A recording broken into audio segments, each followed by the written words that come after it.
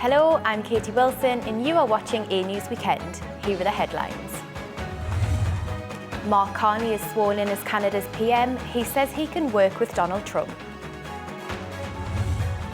Cuba's electricity grid collapses, leaving millions of people without power. Amid trade tensions, gold surges past the $3,000 per ounce milestone. Former central banker Mark Carney was sworn in as Prime Minister of Canada on Friday, but his tenure starts amid major challenges, including looming US tariffs that could deal a heavy blow to the Canadian economy. Carney, who takes over from Justin Trudeau, says he looks forward to working with President Trump, despite their countries' differences. I, Mark Carney. Mark Carney, a former head of both the Bank of Canada and the Bank of England, has taken the oath of office as Canada's Prime Minister. He succeeds Justin Trudeau, who had a combative and often cold relationship with U.S. President Donald Trump. Carney said he looked forward to speaking with Trump when the moment was right. I look forward to speaking with President Trump, just to be clear. We respect the United States. We respect President Trump. President Trump has put some very important issues at the top of his agenda. We understand his agenda. We understand the importance of addressing the scourge of fentanyl, which is a challenge here in Canada as well as the United States. And I would say that the measures that have been put in place in recent weeks in Canada and Mexico, also the United States, means that we are making tremendous progress. I'll speak specifically for against fentanyl. We understand the importance President Trump places on American workers and American jobs. We want him and his administration to understand the importance we put on Canadian workers and Canadian jobs. However, Carney's tenure may be short-lived. Canada is set to hold federal elections by October, but Liberal insiders suggest a snap election could be called within the next 2 weeks. If not, opposition parties have vowed to bring down the minority government by the end of March. Opinion polls indicate a tight race between the ruling Liberals and the opposition Conservatives, with neither party projected to win a clear majority. Meanwhile, Carney's diplomatic focus is already turning abroad. He's set to visit London and Paris next week as Canada looks to strengthen its alliances in Europe. With uncertainty at home and abroad, Carney's leadership will be tested from day one. Several homes in Oklahoma in the United States have been destroyed as wildfires swept across the state on Friday. Authorities have issued mandatory evacuation orders for the city of Stillwater and the neighboring towns. The fires, caused by a combination of dry conditions and hurricane-force winds, left thousands without power. Other parts of the state have experienced damage to properties, vehicles blown over, and downed trees and power lines. Authorities have warned people not to return to evacuated areas as the wildfires are still actively burning in many areas of the city. US President Donald Trump said on Friday there is a very good chance the war between Russia and Ukraine can end after productive discussions with Russian President Vladimir Putin. Trump made the comment in a post on his Truth Social account. Our correspondent Ubi Shabanda reports from Washington, D.C. President Donald Trump on Friday said that productive discussions with Russian President Vladimir Putin took place regarding ending the war in Ukraine. On Thursday, Steve Witkoff, President Trump's special envoy and a close confidant of the president, held a several hours-long meeting with Putin in Moscow following U.S.-Ukraine talks that were held earlier in the week in Riyadh, Saudi Arabia. In a social media post, President Trump said that thousands of Ukrainian troops are completely surrounded by the Russian military and that he had, quote, strongly requested President Putin to spare their lives and prevent a massacre.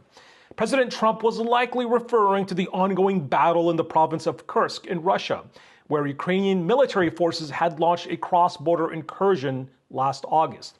Russian forces have made major advances in that area, putting intense pressure on the remaining Ukrainian forces in Kursk. The U.S. is pushing for a 30-day ceasefire, but the Russians have remained non-committal thus far. Putin had previously said that any Ukrainian troops captured in Kursk would be treated as terrorists rather than prisoners of war. Ukrainian commanders say that they are facing an increasingly difficult situation on their Kursk front lines but deny that their forces are surrounded. Moscow has reportedly given Witkoff a message from Putin to send to Trump. A phone call between the two leaders may take place in the coming days.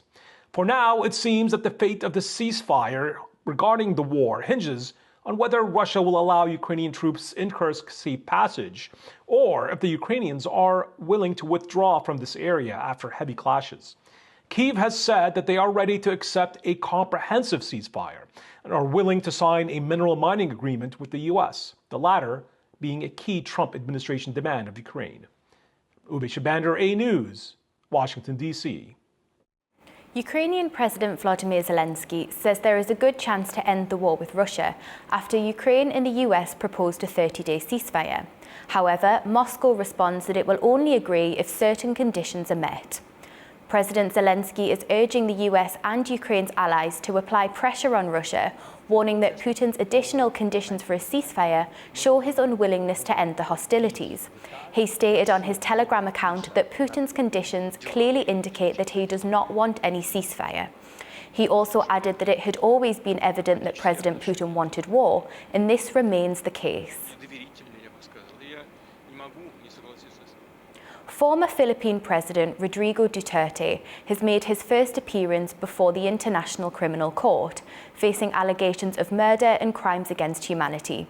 Duterte, who was arrested and transferred to The Hague earlier this week, appeared via video link from a detention unit. Former Philippine President Rodrigo Duterte has appeared before the International Criminal Court for the first time. Speaking via video link from a detention unit in the Netherlands, Duterte faces charges of crimes against humanity linked to the thousands of extrajudicial killings that took place during his controversial war on drugs. The former leader was arrested in Manila on an ICC warrant and arrived in the Netherlands on Wednesday. His lawyer claims the arrest was an abduction and maintains that Duterte is too ill to stand trial. The former president has previously stated that he suffers from chronic neuromuscular disorders and migraines. However, the court's presiding judge responded that a medical examination had determined Duterte to be, quote, fully mentally aware and fit for the proceedings. Prosecutors accused Duterte of orchestrating a systematic attack on the civilian population during his presidency, including the alleged creation of death squads that carried out widespread extrajudicial killings. In Manila, family members of victims closely watched the proceedings. Among them was Shera Escudero, whose brother was killed in the drug war. The first time that Duterte flashed on the screen, I got really emotional. I can totally say that I am happy, because how can I be happy knowing that the reason why I'm here in the first place and why Duterte is there on the ICC. But it also reminded me that this is the result of all the calls for justice that we did. Duterte is said to be the first Asian former head of state to go on trial at the ICC. A confirmation of charges hearing has been set to start on September the 23rd. A trial would not be expected to start until early 2026. Families in Mexico are looking for answers after skeletal remains were found at a ranch in the west of the country. It's after a mass grave was discovered last week in Jalisco state, along with ovens possibly used to cremate the bodies. Mexican authorities discovered a mass grave on a ranch in Jalisco state, together with ovens which could have been used to burn the bodies. Officials say they should have the results in a couple of weeks after testing hundreds of items of clothing, bullet casings, and skeleton fragments. The families of many Mexicans who've been missing for years are looking for answers. When we started to dig and found the first crematory, we found tiny pieces of bones, and we literally had to separate them from the soil. The ranch has been seized by authorities. It's home to the powerful Jalisco New Generation cartel, a criminal organization that officials accuse of forcibly recruiting young people.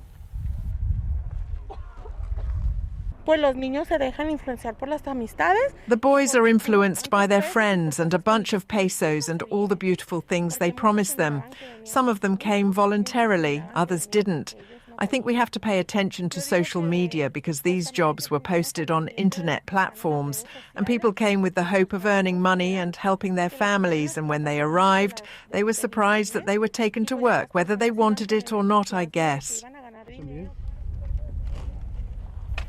According to government data, there are more than 124,000 missing people in Mexico.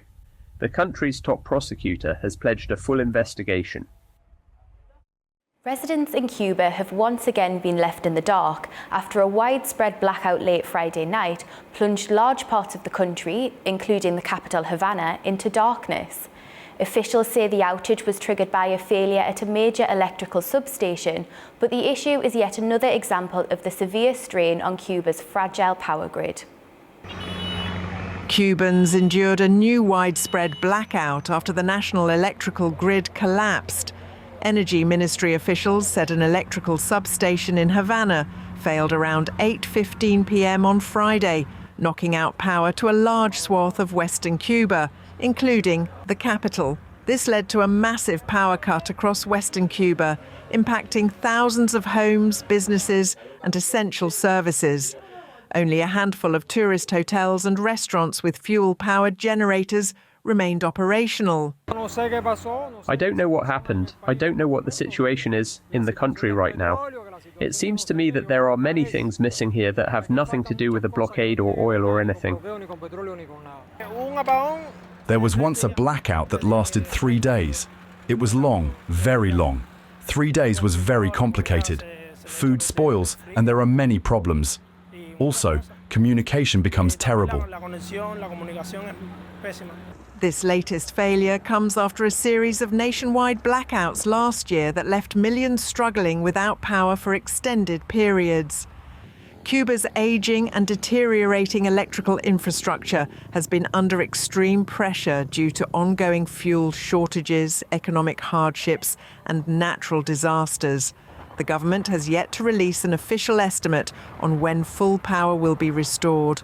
But for now, Havana and surrounding areas remain in the grip of another prolonged outage. Residents already burdened by an economic crisis now face further difficulties in preserving food, maintaining communications, and accessing essential services.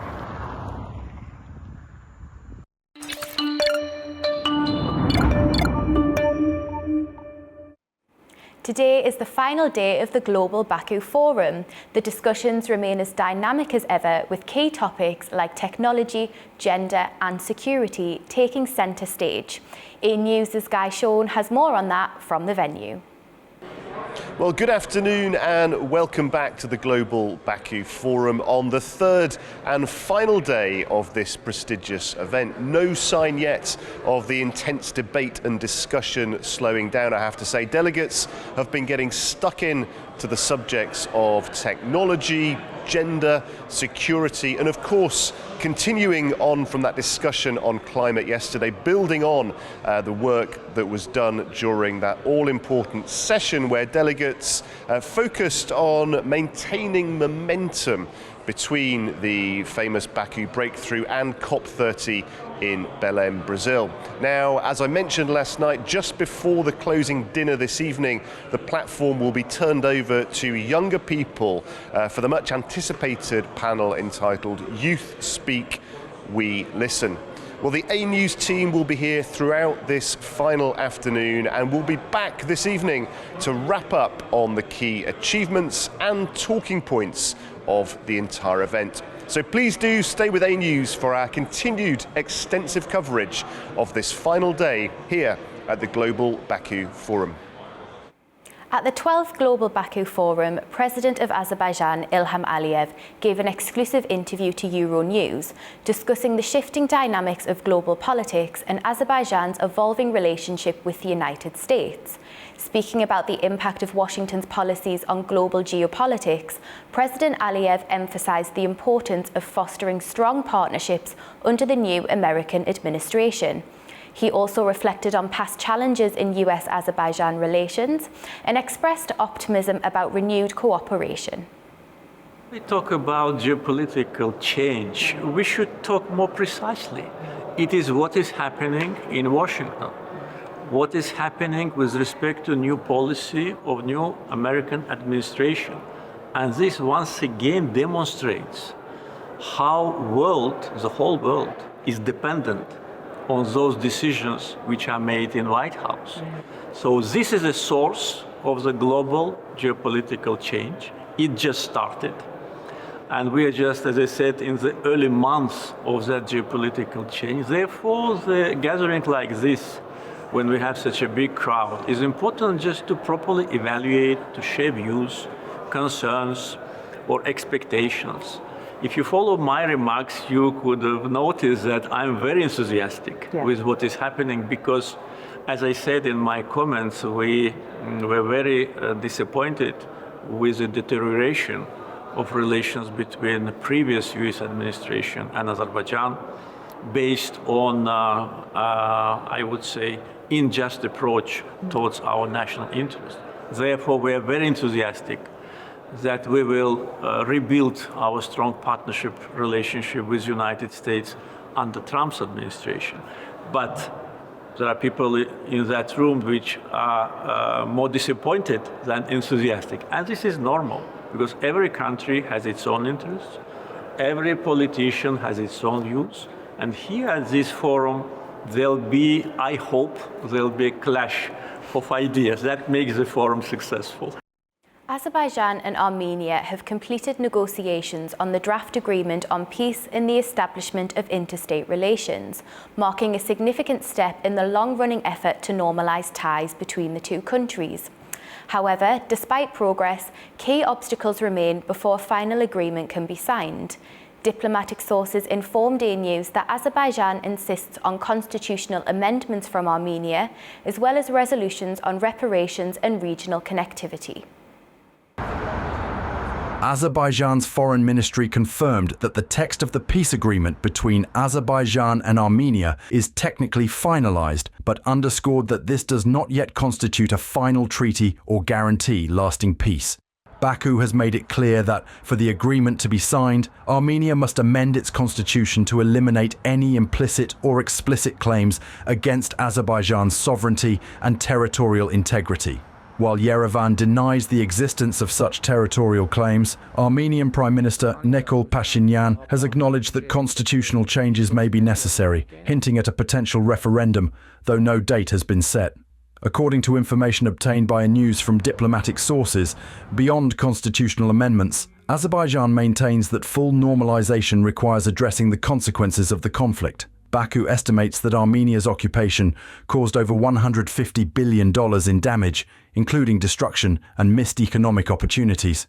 Azerbaijan has also reiterated its demand for an official apology from Armenia for occupation, acts of aggression, and crimes committed during the conflict. Lastly, the Zangezur corridor remains a key negotiation point, with Azerbaijan pushing for unrestricted transit rights through Armenian territory. While the peace process moves forward, legal proceedings linked to the conflict continue. The investigation and prosecution of crimes committed during the occupation remain active, and charges are still under review. The agreement has drawn international attention, with major media outlets covering the subject from various angles. Meanwhile, both Armenia and Azerbaijan have reportedly agreed not to allow third-country forces along their shared border after the agreement is signed, an important provision aimed at preventing external interference. While the finalization of the peace agreement's text is a breakthrough, fundamental issues remain unresolved. Diplomatic sources speaking to AnewZ have made it clear that without constitutional changes, reparations, and clear commitments from Armenia, the agreement cannot be considered complete. With legal proceedings ongoing and outstanding political, financial, and territorial matters still in play, the path to a signed treaty and sustainable peace is clearer than ever, yet still long. The International Scientific and Practical Conference on Preservation of Ancient Human Settlements, Threats and Modern Approaches has started at the Heydar Aliyev Center in Baku. Experts, researchers and media representatives from various countries have participated in the conference, engaging in discussions on new approaches to the preservation and promotion of cultural heritage.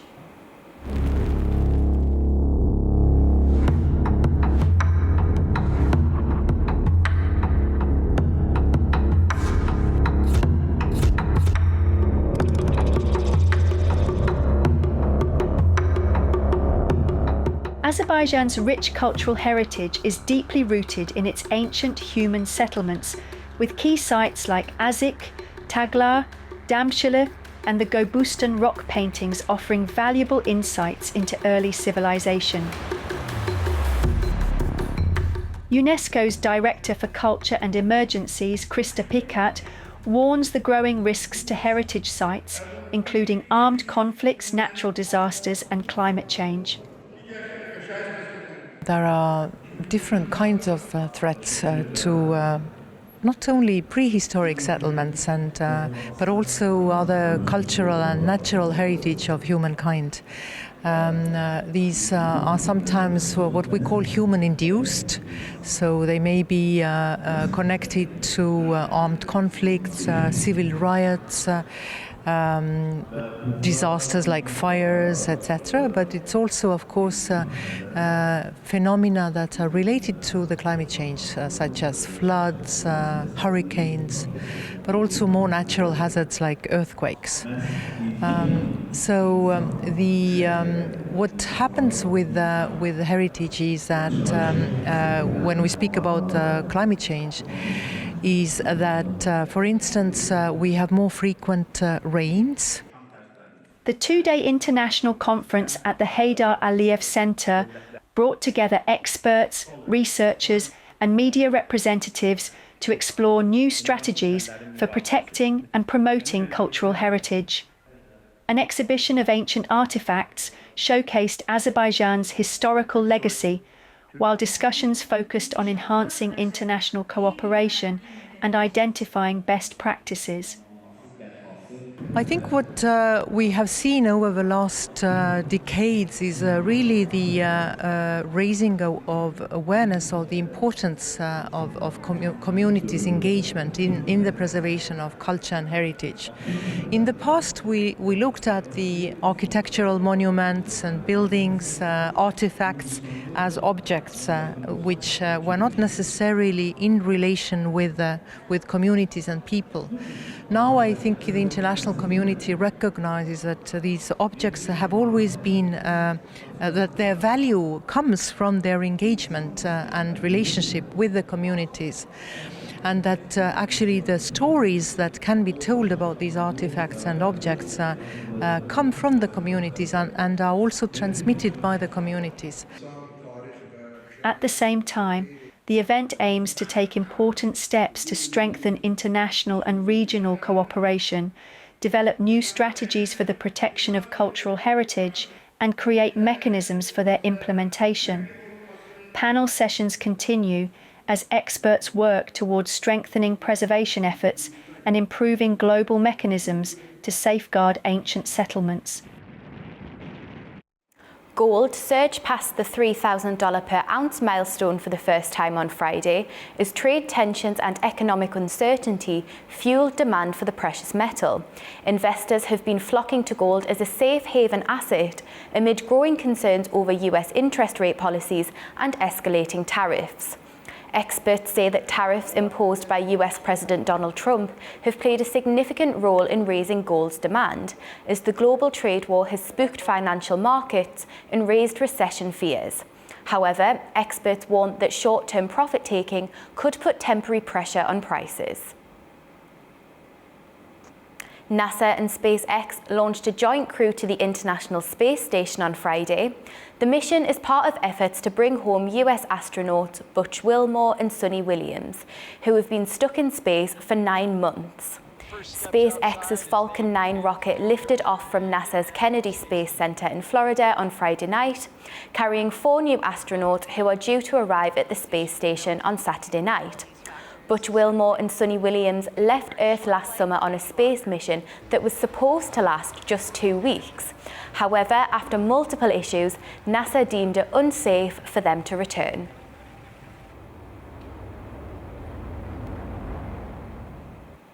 In a warehouse in Shanghai, approximately 100 humanoid robots are being manufactured to perform everyday tasks with the help of artificial intelligence. On the outskirts of Shanghai, around 100 humanoid robots are learning to make sandwiches, clean counters, and arrange flowers for 17 hours a day. Their repetitive movements are part of a data-driven effort to advance artificial intelligence-powered automation. The Chinese robotics firm AGI Bot is developing what they've called Genie 1 robots to be trained like a human and perform real-world tasks autonomously. The company president, Yao Miaoying, believes the devices could eventually be in our homes. When we reach certain amount of data, I think the generative AI's capability will give us a combinatorial generalization capability where the robots can first understand open and vague natural language instruction, and second, can imagine and plan combinations of different skills and objects. And then at that time, I think we could have a chance to invite the robots in our home. So far, more than 1,000 humanoid robots have been produced, and the company has delivered 700 of them to customers, mainly in China. Some of the models have gone to auto showrooms to interact with visitors. The company potentially sees these robots performing complex tasks and maybe assembling themselves in AGI Bot's factories. That's all we have for now. Thank you for watching and stay tuned to AnewZ.